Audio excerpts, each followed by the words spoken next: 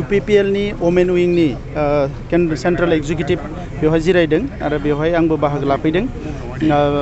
UPPL नि women विंगखौ strong खालामनायनि थाखाय बिथांमोना माखासे बिथिंखि लादों आरो बेजों लोगोसे फैगौ बिसायख'थियाव आइजोफोरनि जि माखासे मावनांगौ खामानि बिनि सायाव बिथांमोना सावरायदों आरो जोबोद मोनसे मोजां सावरायनाय जादों। UPPL नि आइजो गांखंआ फैबाय थानाय समाव बड'लेण्डनि आइजो माहारिनि जौगानायनि थाखाय माखासे थांखि लादों आरो बेफोर थांखिफोरखौ गासैबो मोगथाङाव महर होनो थाखाय जोङो BTR सरकारनिफ्रायबो बिथांमोननि एजेन्डाफोरखौ मावफुंनो थाखाय जोङो अराय सम सांग्रां जागोन।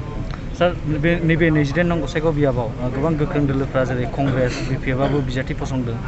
बे समाव UPPL दोलोजों माबायदि कन्टेस्ट UPPL आरो BJP जाय बिजाथिखौ फसंदों बे बिजाथियानो देरहागोन।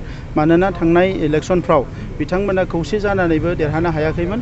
दा ओंखायनो नैबे इलेक्शनाव जे UPPL BJP आरो AGP बे जे जोङो ज' जानानै खामानि मावदों बे दोलोआनो देरहागोन। बेयाव खुनु सन्देह गैया। थांनाय खेबसेयाव AUDF कंग्रेस BPF लोगो नांदोंमोन। बेवहायसो बिथांमोना 10,000 भट बारा मोनदोंमोन। नाथाय दा बिथांमोना हारसिं जाबाय आरो BPFआ आगोलनि अबस्थायाव गैला। नंखायनो बियो कमप्लिटलि चेन्ज जागोन आरो सोलायगोन आरो एबार जोंनि बिजाथियानो जेरैखि जाया देरहागोन। बेसेबांसो रोजा भट बांसिन मोननानै देरहागोन? खमसे खम 25,000 बांसिन भट मोननानै जोंनि बिजाथिया देरहागोन। सार नुनो मोनदों सारनि जे राइटिं पेड बे राइटिं पेडजों माने माखासे एलिगेसन खामानि मावदों होननाय बिनि खोनानो माखासे सिखाव मानसिफ्रा एबा बेबायदि एन्टि ससियेल एलिमेन्टफ्रा बेखौ खालामदों। जों केस होदों बिनि सायाव जे खावनानै नङा बेयो गाव प्रिन्ट खालामनानै लादों डुप्लिकेट प्रिन्ट खालामनानै बेखौ मानसिफोरनो देखायनानै फैसा बिदों होननानै जों मिथिदों।